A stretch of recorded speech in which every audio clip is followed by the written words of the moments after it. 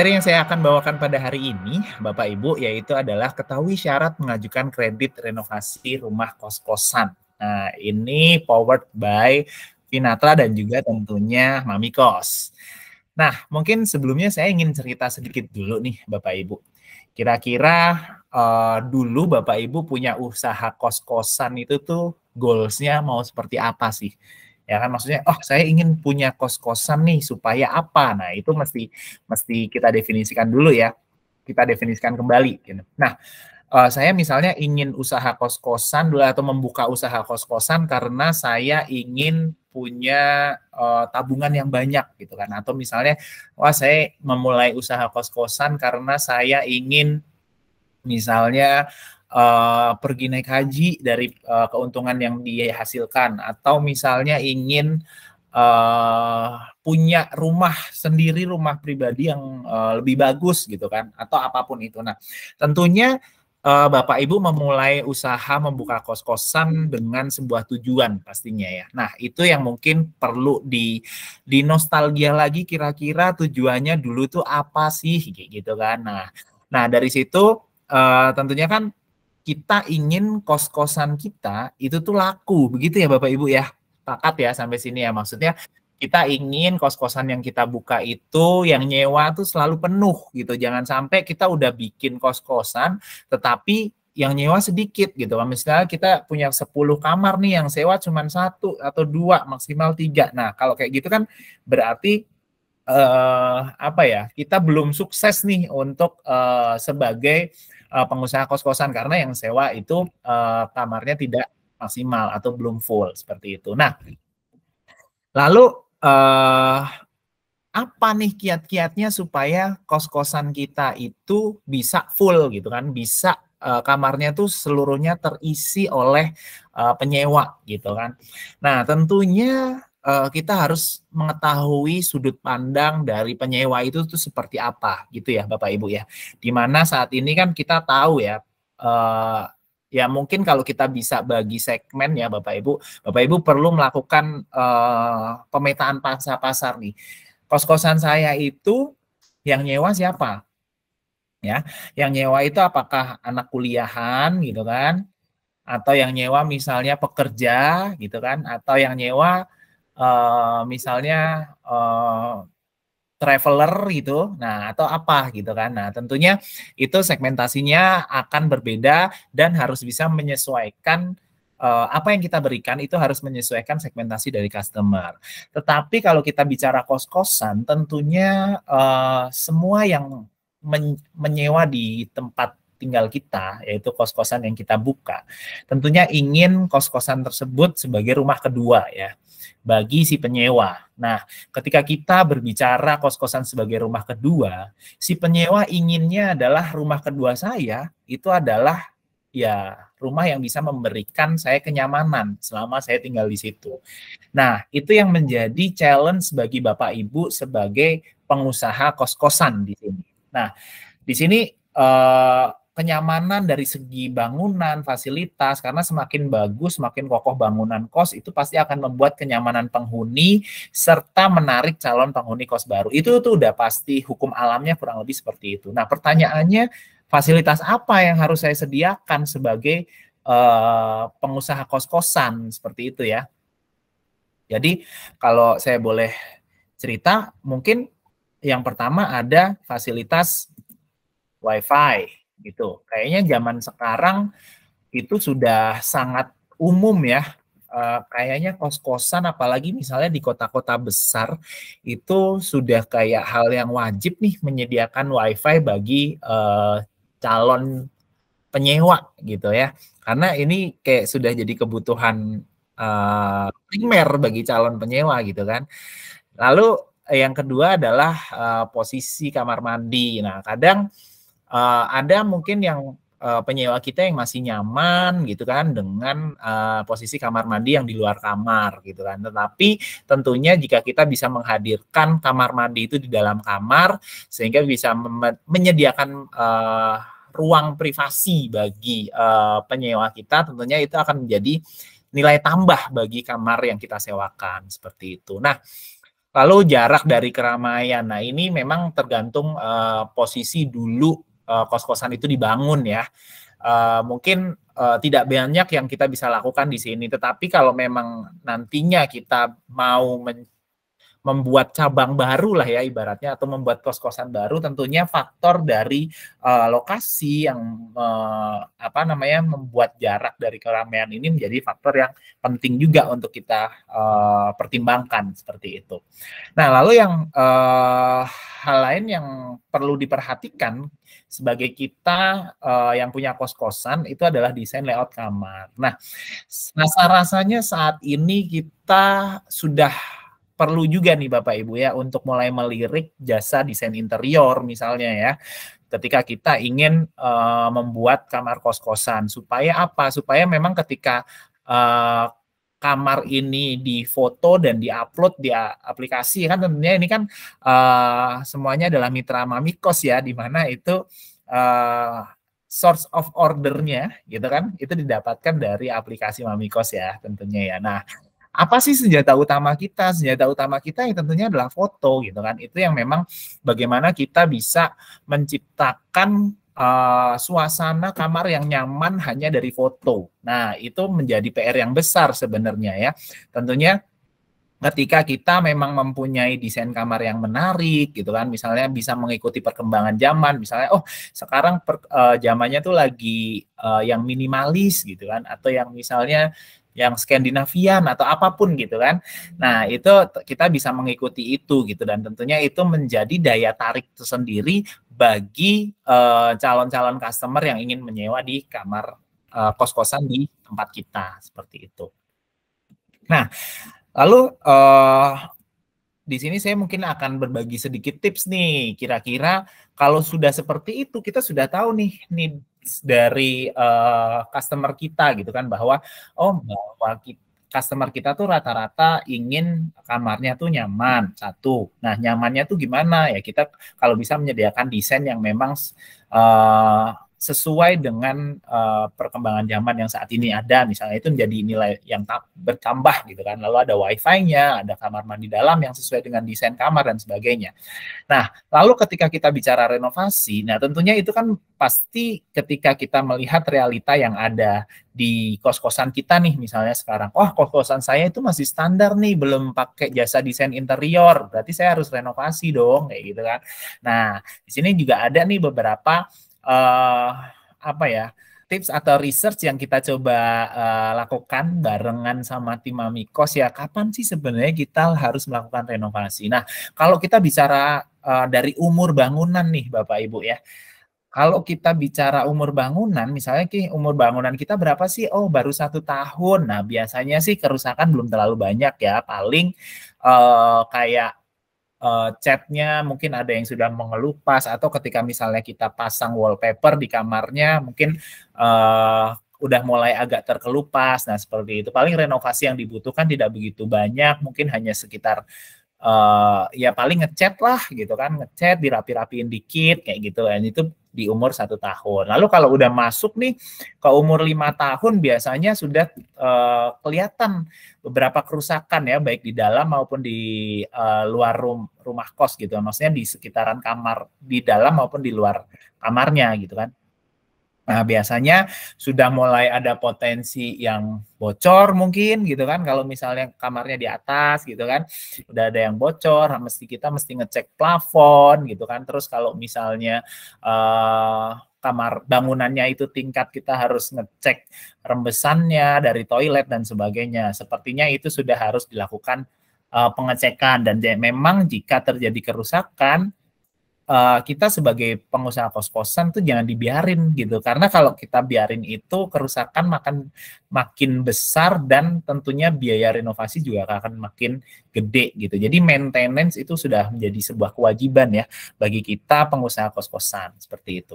Nah, lalu memasuki usia 10 tahun nih. Nah, 10 tahun biasanya memang sudah ada indikasi renovasi yang harus lebih mendalam ya, karena biasanya apalagi kalau misalnya kita bicara material kos-kosan dari kayu, misalnya kita pakai wood panel misalnya kan. Nah, itu kalau udah usia 10 tahun rasa-rasanya sudah mulai harus diganti gitu ya Bapak Ibu ya. Maksudnya kalau kalau sudah bicara angka usia 10 tahun, karena kadang kan ya kita tidak tahu ya bahwa kadang kita suka kelewatan kalau ternyata material-material kayu ini ada rayapnya. Nah ini kan menjadi concern ya kalau kita nggak ngecek secara teliti. Kadang pintunya lah kena rayap atau lemari-lemarinya kena rayap dan sebagainya. Nah itu makanya usia-usia ini adalah usia-usia yang cukup rawan untuk mulai mengecek bangunan, terutama untuk material yang berbahan kayu seperti itu. Nah, bicara tentang usia, mungkin kalau sudah 15 tahun atau 15 tahun ke atas itu sudah mulai mengecek ke kekuatan ya, kekuatan atau kekokohan bangunan. Nah, jadi kalau kita selama ini bangunannya adalah bertingkat gitu kan, misalnya tingkat 2 atau tingkat 3 bahkan, nah, maka kalau kita sudah biasa atau sudah di umur usia 15 tahun bangunannya sudah mesti dicek nih Bapak Ibu, karena kan mobilitas dari kos-kosan apalagi yang tingkat itu kan cukup lumayan tinggi ya, apalagi kalau keluar masuk nih penghuninya, dia pindahan dan sebagainya, maksudnya keluar masuk barang mereka, misalnya ada yang nambah apa namanya barang-barang berat kayak gitu. Nah itu kan menjadi sebuah aktivitas yang akhirnya membuat kekokohan bangunan itu bisa berkurang kalau kita tidak melakukan pengecekan secara berkala gitu. Jadi kalau kita bicara kapan harus renovasi kos, ya sebenarnya sifatnya tergantung tahunnya Bapak Ibu. Jadi kalau misalnya masih 1 tahun gitu kan,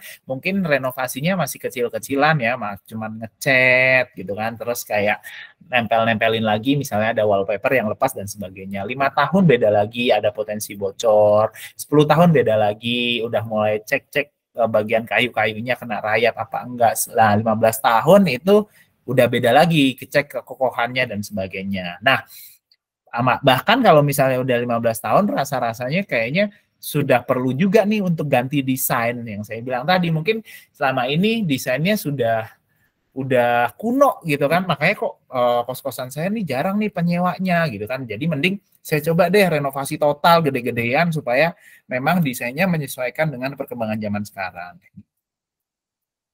Nah, selanjutnya hal-hal apa nih yang perlu diperhatikan sebelum melakukan renovasi ya? Yang pertama kita adalah bicara tentang tujuan, gitu kan. Jadi kalau bicara apa yang perlu diperhatikan atau hal-hal apa yang perlu kita fokuskan sebelum melakukan renovasi, tentukan tujuannya dulu. Jadi Bapak Ibu tentunya harus bisa mendefinisikan gitu kan bahwa saya nih tujuan renovasinya apa? Apakah memang menambah fasilitas, mengganti desain, mengganti baru atau apa gitu kan? Jadi dari tujuan yang terdefinisi ini kita nantinya akan bisa apa namanya mengidentifikasi kebutuhan penghuninya seperti apa, sampai akhirnya yang ketiga adalah menentukan anggaran tentunya yang paling penting gitu. Jadi kalau misalnya ketika kita sudah tahu nih, oh tujuan saya misalnya untuk meningkatkan kualitas fasilitas dari kos-kosan saya, kayak gitu kan. Nah, lalu Bapak Ibu pasti akan mencoba melihat ya, atau mendengarkan suara yang keluar dari penghuni existing kan gitu ya, Bapak Ibu biasanya gitu kan. Misalnya nanya nih ke penghuni kos saat ini gitu kan, Mas, fasilitas kos-kosan yang kurang apa nih gitu misalnya. Oh Bu, ini lampunya misalnya kurang terang kayak gitu, atau kamar mandinya sudah mulai bocor dan sebagainya. Nah itu suara-suara dari penghuni existing itu juga bisa menjadi masukan untuk kita menetapkan tujuan kita melakukan renovasi kos-kosan seperti itu. Nah, lalu yang ketiga tentunya adalah menentukan anggaran. Nah, jangan sampai kita melakukan tujuan atau melakukan renovasi itu anggarannya bengkak gitu. Karena yang namanya ngebangun rumah ya, Bapak Ibu, atau membuat merenovasi rumah itu biasanya ada aja tambahannya gitu. Saya juga pengalaman juga sih kalau misalnya tadinya kayak cuman mau bikin pagar gitu kan. Ya kan, misalnya kadang kita cuman mau bikin pagar, tapi ternyata kadang, wah mumpung ada tukang nih sekalian gitu kan. Biasanya tuh aji mumpungnya tuh bisa menguras budget nih Bapak Ibu. Jadi kadang misalnya kita kayak pengalaman saya gitu. Misalnya saya mau bikin pagar tapi karena berpikir mumpung lagi ada tukang dan mumpung lagi rumahnya sekalian acak-acakan gitu. Udah deh saya renovasi kamar mandi sekalian. Nah, itu jadi malah bengkak budgetnya. Nah itu tuh salah sih sebenarnya Bapak Ibu ya. Jadi kalau memang kita tuh sudah tentukan tujuannya mau apa gitu kan, lalu kita harus bisa menentukan anggarannya itu berapa. Misalnya saya mau bikin pagar ya udah gitu kan, anggarannya berapa? Anggarannya misalnya 10 juta, ya udah 10 juta lah itu yang maksimum angka yang bisa dikeluarkan untuk melakukan renovasi. Kalau enggak, kalau kita nurutin maunya kita gitu kan, kadang ya kita akan boncos sih Bapak Ibu gitu kan. Jadi memang kita harus planning benar-benar mateng sebelum melakukan renovasi termasuk dalam menentukan anggaran renovasi seperti itu. Nah, tentunya Bapak Ibu melakukan renovasi yang tadi saya bilang itu membutuhkan yang namanya modal. Ya, sepakat ya. Maksudnya kalau kita bicara masalah renovasi ya udah pasti kita akan keluar duit, keluar modal dulu gitu kan buat bayar tukang, buat bayar bahan gitu kan atau buat apa namanya bayar desain interiornya atau apapun itu gitu. Yang jelas kita pasti akan mengeluarkan modal terlebih dahulu dalam melakukan renovasi itu.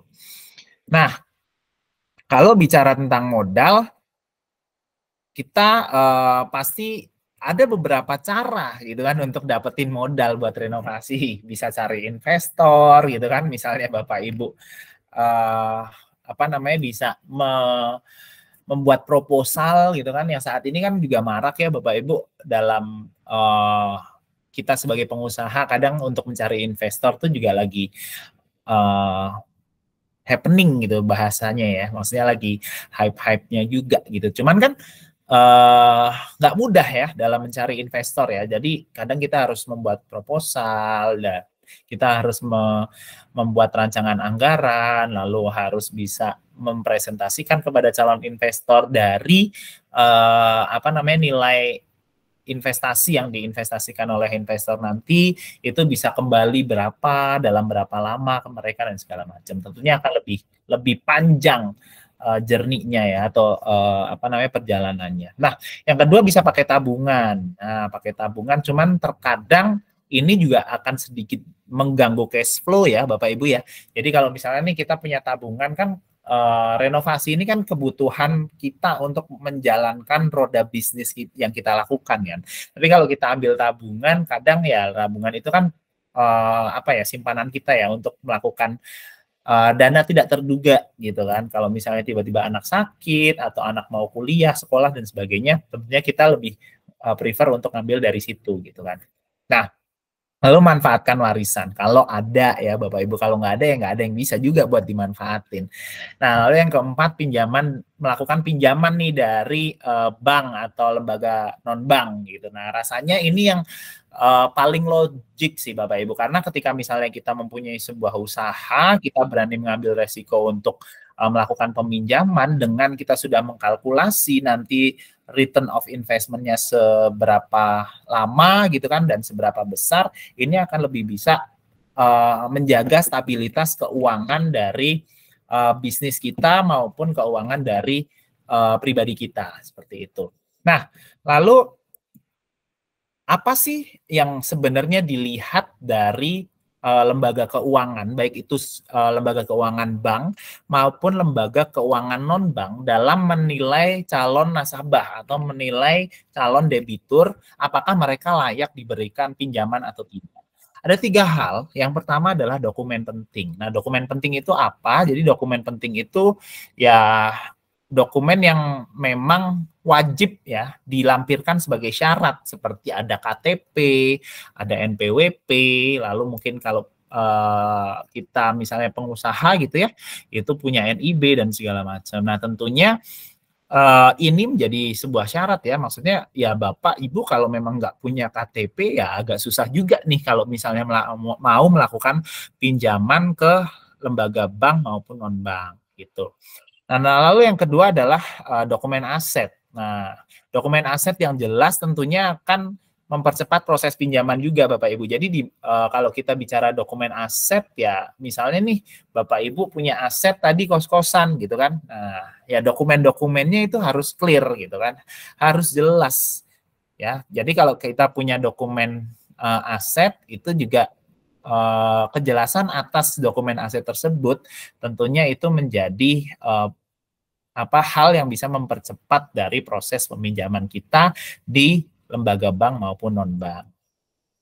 Nah, yang ketiga adalah credit scoring ya di BI Checking. Nah, BI Checking ini juga menjadi hal yang penting banget untuk melakukan peminjaman ke lembaga bank maupun lembaga non-bank, Bapak Ibu. Jadi, karena kita dari lembaga bank maupun non-bank itu pasti akan melihat skor kredit dari BI Checking calon nasabah atau calon debitur.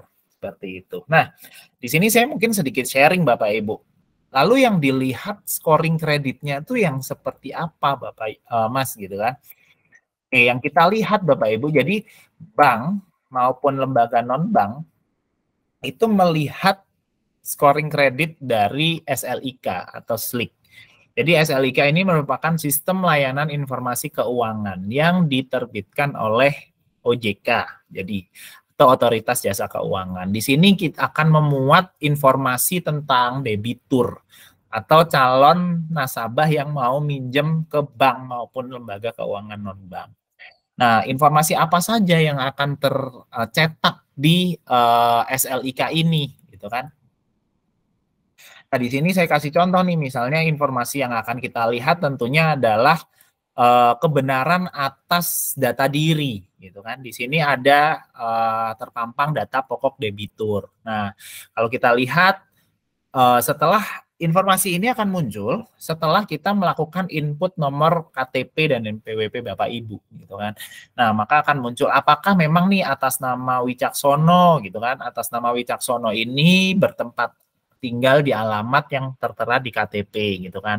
Karena data ini juga sudah terintegrasi dengan data Dukcapil Bapak Ibu. Jadi ketika kita menemukan ketidaksesuaian antara KTP dengan SLIK ya itu menjadi pertimbangan bagi kami lembaga bank maupun non-bank apakah memang nasabah ini tuh layak diberikan pinjaman apa enggak kayak gitu. Karena kok informasinya beda nih, di SLIK alamatnya di sini, tetapi di KTP alamatnya beda lagi, kayak gitu kan.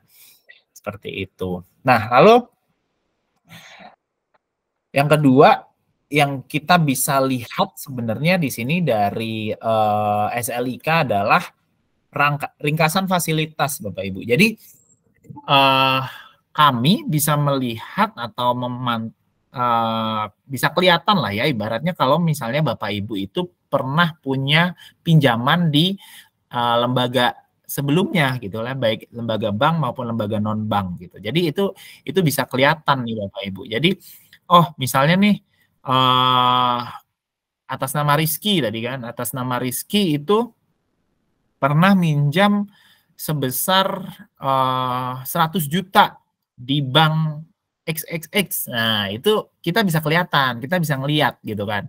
Oh, dia pernah pinjem nih di sini gitu. Kapan pinjamnya gitu kan. Tanggal misalnya 1 Januari 2022 gitu misalnya. Nah, terus jumlahnya juga kelihatan. Misalnya atas nama Rizky itu pernah lagi pinjam di bank XXX dan lembaga pembiayaan YYY gitu misalnya. Nah, itu juga bisa kelihatan tuh kayak gitu. Jadi informasi terkait dengan ringkasan fasilitas yang sedang atau pernah diajukan oleh calon debitur itu bisa terlihat di informasi SLIK ini. Gitu. Nah, selanjutnya apalagi nih informasi. Nah, yang krusial nih Bapak Ibu. Jadi ini yang akan benar-benar dilihat oleh lembaga keuangan bank maupun non-bank, yaitu kolektibilitas dari pembiayaan yang pernah dilakukan oleh calon nasabah atau calon debitur. Nah, jadi kalau bicara tentang kolektibilitas, itu angkanya ada 5 Bapak Ibu. Jadi ada lancar, ada dalam perhatian khusus, kurang lancar, diragukan, sama macet. Ya, jadi angka 1, 2, 3, 4, 5. Gitu. Nah, lancar itu yang tidak pernah terlambat dalam bayar angsuran. Misalnya Bapak Ibu punya kredit KPR gitu kan, misalnya kan. Terus Bapak Ibu telat nih bayar angsuran gitu kan, maka angkanya itu bisa geser, Bu. Pak, dari angka 1 bisa geser ke angka 2, tergantung nanti dari kebijakan bank itu menerapkan berapa lama dia bergeser dari angka 1, dari angka 2 ke angka 3. Biasanya apa namanya, kalau sudah lewat 1 bulan ya, terlambat bayarnya sudah lewat 1 bulan, itu angkanya sudah bergeser dari angka 1 ke angka 2. Gitu. Nah, dari angka 2 bergeser ke angka 3 itu nanti tergantung lembaga bank maupun lembaga non-bank lainnya dalam menerapkan apa namanya, proses penanganan akunnya tuh seperti apa. Karena kadang beda-beda. Misalnya nih, ya saya sebut misalnya Bank A gitu kan, dia menerapkan yang dalam perhatian khusus itu yang terlambat 2 sampai 3 bulan gitu kan. Lewat 3 bulan itu sudah masuk ke collectibility 3 atau kurang lancar. Nah, Bank B beda lagi nih. Misalnya dia yang masuk ke kategori 3 itu yang di atas 6 bulan misalnya kayak gitu. Jadi itu tergantung dari masing-masing bank. Cuman kalau dari geser dari angka 1 ke angka 2 itu biasanya semuanya sama, itu lewat 1 bulan gitu. Nah, ini yang benar-benar diperhatikan oleh bank. Kalau kita bicara bank, itu biasanya lewat dari angka 1 itu reject Bapak Ibu. Jadi kalau misalnya nih, saya Rizky gitu kan, mau minjem modal ke bank gitu kan. Pas dilihat slik saya itu collectibility-nya 2 gitu. Itu udah hampir pasti biasanya reject bank tuh. Atau nggak usah 3 ya, 2 aja misalnya reject, apalagi 4, apalagi 5 gitu ya, Bapak Ibu. Nah, kalau kayak lembaga keuangan biasanya lebih agak fleksibel. Jadi kalau misalnya lembaga keuangan tuh dia ada yang misalnya nyontoh bank, ada juga yang di luar 1 itu pasti reject, ada juga, tapi ada 2 yang misalnya 2 masih bisa diproses kayak gitu. 3 masih bisa diproses seperti itu. Nah, ini yang paling penting sih sebenarnya Bapak Ibu yang tadi saya sampaikan terkait dengan collectibility. Justru ini adalah hal yang benar-benar diamati dan dianalisa oleh kami dari lembaga bank maupun non-bank dalam melakukan analisa terhadap calon debitur untuk diberikan pinjaman. Gitu. Nah, lalu poin lain lagi yang kita bisa lihat dari SLIK itu adalah agunan ya, atau kolateral kita sebutnya. Jadi di sini juga biasanya kita bisa ngelihat nih, misalnya nih debitur yang mau pinjam ke kita itu dulu pernah mengagunkan apa gitu. Itu bisa terlihat di sini, apakah rumah, apakah kantor, rumah kantor misalnya, atau misalnya kendaraan gitu kan, itu juga bisa terlihat di sini gitu. Nah, selanjutnya dari situ Bapak Ibu kita mencoba hadir ya sebagai salah satu jawaban kepada para pelaku usaha ya, baik usaha mikro, kecil dan menengah. Jadi kita hadir sebagai jawaban atas beberapa pengalaman mereka selama ini berinteraksi dengan lembaga keuangan, baik itu bank maupun non-bank, dalam mengakses permodalan gitu kan. Nah, dari apa yang kita coba dapatkan dari beberapa customer, itu biasanya kalau mereka mencoba mengakses permodalan, itu beberapa hal yang dihadapin, salah satunya adalah syaratnya ruwet gitu. Seperti Pak Joko nih, penjual sayur di Tegal. Jadi dia mau mengakses permodalan tapi syarat-syaratnya terlalu banyak, jadi ribet gitu kan. Ada lagi Bu Aminah gitu kan. Bu Aminah seorang pengusaha di Bandung, itu selain syarat-syaratnya ruwet, proses pencairannya pun lama gitu. Nah, lalu yang ketiga ada Mas Kevin gitu kan. Mas Kevin di Tangerang itu selain mendapat hal yang sama dengan Ibu Aminah ya, tadi syarat-syaratnya ruwet, terus apa namanya proses pencairannya lama, jumlah pencairannya pun terbatas gitu. Nah, dari situ kami dari Fifth Group ya, mungkin kalau Bapak Ibu familiar dulu namanya FIF, cuman sekarang sudah bertransformasi menjadi Fifth Group. Kami merupakan salah satu anak perusahaan dari Astra, dan di sini kami mempunyai visi misi memang menjadi industri yang dikagumi secara nasional dan membawa kehidupan yang lebih baik dari masyarakat. Nah, misi membawa kehidupan yang lebih baik untuk masyarakat tadi yang menjadi alasan bagi Fifth Group untuk mencoba menghadirkan brand service baru nih untuk menjawab tadi keresahan yang dirasakan oleh customer-customer terutama para pelaku usaha tadi dalam mengakses permodalan. Mungkin Bapak Ibu selama ini mengenal Fifth Group atau FIF dulu gitu ya, itu adalah untuk pembiayaan motor Honda gitu kan, motor baru nih. Kalau mau beli motor biasanya bisa nyicil pakai Fifth Group gitu kan. Nah, sekarang Fifth Group itu sudah hadir dengan salah satu brand service yang baru yaitu namanya Finatra. Nah, Finatra ini adalah brand service-nya Fifth Group yang memang khusus untuk memberikan kemudahan bagi para pelaku usaha untuk mengakses permodalan. Seperti itu. Jadi ini merupakan salah satu brand service-nya Fifth Group terkait dengan pembiayaan usaha mikro. Nah, bicara tentang Finatra, tadi saya sudah menyampaikan Finatra merupakan salah satu brand service-nya Fifth Group. Lalu keunggulannya apa nih dibandingkan dengan produk-produk yang lain saat ini ada, Mas, gitu kan. Nah, keunggulan kita itu tenornya panjang, Bapak Ibu. Jadi kita bisa mengakomodasi tenor sampai ke 5 tahun, gitu ya, atau 60 bulan. Lalu yang kedua adalah proses pencairan yang cepat. Nah, ini menjadi salah satu nilai tambah kita. Jadi dalam melakukan proses pencairan kita cukup cepat. Jadi di angka 3 hari ya. Kalau misalnya Bapak Ibu datanya lengkap itu kita bisa mencairkan dalam waktu 3 hari saja gitu. Lalu yang ketiga adalah scoring data yang akurat. Nah, Bapak Ibu kita sudah berkecimpung dalam dunia pembiayaan itu dari tahun 89 tadi yang saya sampaikan di slide sebelumnya. Jadi Fifth Group ini sudah hadir di tengah-tengah masyarakat Indonesia itu dari tahun 1989. Nah,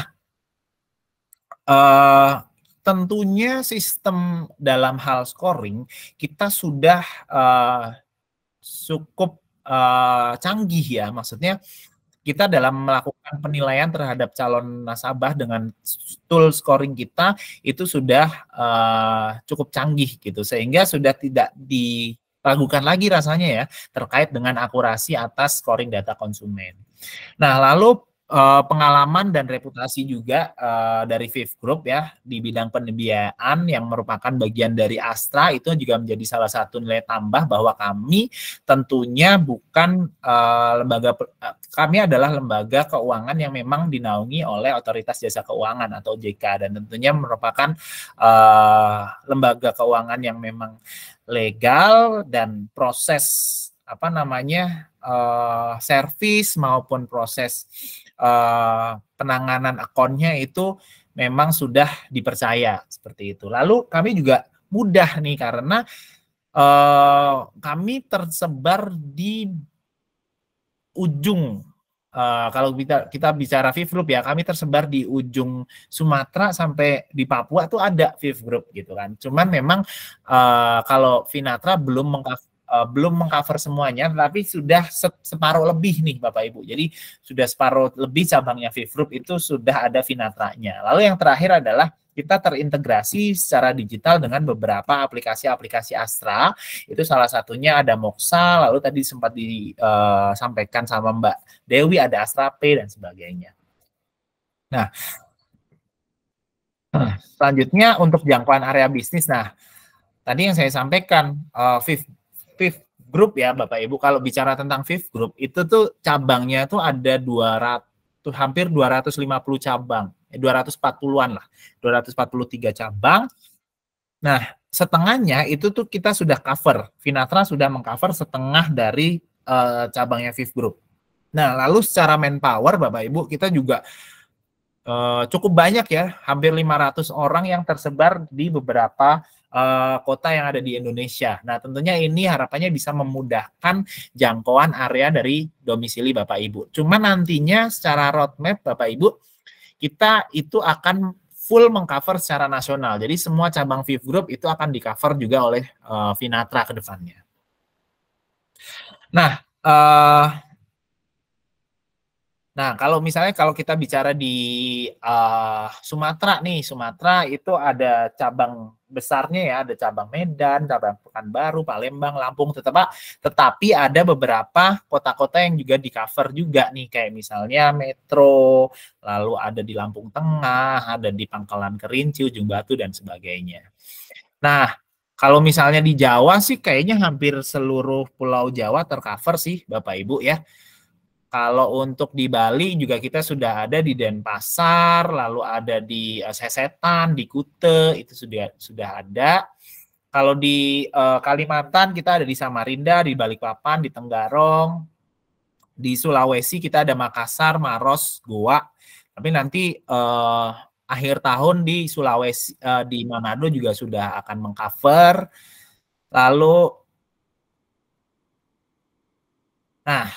Lalu selanjutnya perbandingan nih dengan kompetitor nih Bapak Ibu. Jadi ya pastinya kita sebagai lembaga pembiayaan ada yang bermain juga ya. Cuman kalau kita bandingkan itu sebenarnya kita mempunyai nilai tambah, target pencairan kita itu lebih pendek ya, atau pencairan kita tuh cepat ketika dibandingkan dengan financial company yang lain atau kompetitor kami nih Bapak Ibu. Nah, tentunya jaringan kita juga lebih banyak ya, meskipun kita belum cover semua cabangnya Fifth Group tadi ya, tapi itu masih lebih banyak dibandingkan dengan financial company yang lain, seperti itu. Nah, oke, selanjutnya untuk proses bisnis, kenapa sih akhirnya target pencairannya Finatra tuh bisa cepat gitu kan? Karena kita mempunyai proses bisnis yang cukup sederhana nih Bapak Ibu. Jadi cukup 5 langkah aja gitu kan. Jadi 5 langkah aja itu sudah bisa selesai. Nah, yang pertama mungkin ketika memang nanti ada pengajuan gitu ya. Misalnya nih Bapak Ibu mau mengajukan ke Finatra gitu kan.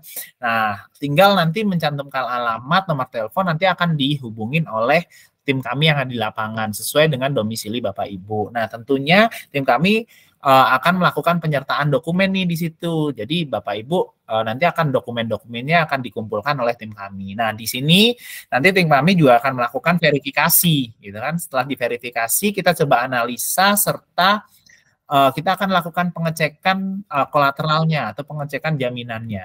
Lalu setelah dilakukan pengecekan dan dirasa itu memang layak, maka langsung dilakukan approval sekaligus pencairan atas pengajuan dana yang dilakukan. Seperti itu. Nah, tadi saya juga menyampaikan bahwa kami adalah lembaga pembiayaan yang memang disyaratkan oleh otoritas jasa keuangan untuk ada kolateral atau ada jaminan nih Bapak Ibu, sehingga memang ya kita mengikuti peraturan dari pemerintah bahwa sebagai lembaga pembiayaan itu agar pembiayaan yang kita berikan itu sifatnya sehat gitu kan, maka dibutuhkan adanya jaminan seperti itu. Nah, syarat-syaratnya apa sih? Syarat-syaratnya ada KTP, NPWP, lalu ada buku tabungan, dokumen kolateral tadi yang saya sampaikan ya. Dokumen kolateral ada surat-surat SHM gitu kan, sertifikat gitu kan. Lalu ada foto tempat usaha. Nah, dalam hal ini adalah kos-kosan ya. Jadi kalau misalnya Bapak Ibu nih di sini ada yang mengajukan, maka kita akan coba lakukan foto terhadap usaha Bapak Ibu atau kos-kosan Bapak Ibu seperti itu. Nah, rasanya sih kalau di sini mungkin lebih ke individu ya. Kalau pengusaha kos-kosan ini, atau mungkin ada yang berafiliasi. Jadi ada ini satu kos-kosan yang memang terdiri dari beberapa orang yang sudah membentuk sebuah badan usaha mungkin. Nah, kalau memang bentuknya adalah badan usaha, itu maka kami juga biasanya mensyaratkan adanya yang namanya nomor induk badan usahanya, seperti itu. Nah, kolateralnya apa, Mas? Gitu kan pertanyaannya. Kolateralnya adalah tanah atau tanah dan bangunan, Bapak Ibu. Atau kalau Bapak Ibu punya kendaraan mobil, itu juga bisa diberikan sebagai jaminan. Jadi yang kita terima adalah tanah atau tanah dan bangunan, bisa SHM, SH, atau HGB gitu kan. Mobil tentunya ya, dengan melampirkan BPKB-nya, BPKB kendaraan itu bisa, dan itu kita menerima semua jenis merek, Bapak Ibu, kurang lebih seperti itu. Nah, lanjutnya mungkin sebagai penutup karena waktunya juga tadi 45 menit, saya akan sedikit putarkan video ya. Sebentar.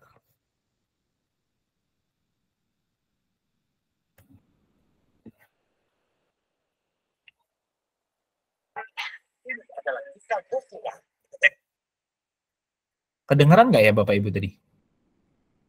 Dengar ya? Oke. Lalu, coba ulangi. Ini adalah kisah Bufuna, pedagang kecil yang legenda. Bersama Vinatra, warung kecilnya tumbuh menjadi resto ternama. Dengan solusi pembiayaan maksimal 5 juta, sifat tenor hingga 5 tahun. Vinatra hadir untuk pengembangan usaha Anda. Hubungi website Free Group atau WhatsApp di 0895 21500 343 atau telepon ke 1500 343. Tunggu itu mudah bersama Vinatra. Oke. Nah, itu tadi ada Mbok Vina yang dia pelaku usaha, terus gabung sama Vinatra dan usahanya bisa berkembang. Gitu ya, itu sebagai penutup karena kami dari Vinatra punya slogan nih, tumbuh itu mudah jika bersama Vinatra.